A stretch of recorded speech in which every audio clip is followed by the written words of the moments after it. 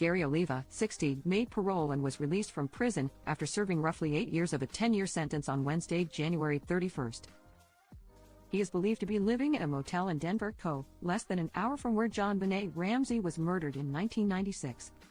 According to a source, the ex-convict, who claimed he killed the little girl in letters to acquaintances, was obviously desperate not to be recognized and looked really shifty after his release. He kept checking to make sure no one was watching him, the source added. Word quickly got out that he was staying there. People are not so keen on monsters who prey on children. He must know he has to tread very carefully.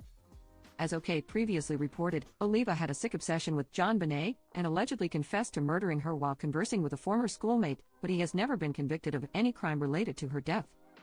It was obvious to me that Gary had killed JonBenet, former classmate Michael Vail admitted.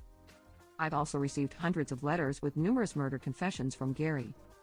In one correspondence, Oliva allegedly wrote, "I never loved anyone like I did JonBenet, and yet I let her slip and her head bashed in half, and I watched her die. It was an accident." A separate time he penned, "I love you, JonBenet. It would be worth it to take the blame for you." When Oliva was initially arrested, more than 300 pictures of JonBenet in his phone, and he also drew a number of images of the murdered child from behind bars. "I'm extremely concerned about Gary being released," Vail said at the time, noting he'd spent years agonizing and worrying about the possibility of Oliva hurting a child after his release. The slain pageant princess parents, John and Patsy, were also advised to look into Oliva as a suspect by a Boulder, district attorney.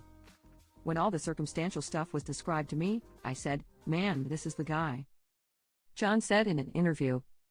The source spoke with In Touch about Oliva's feelings after his release,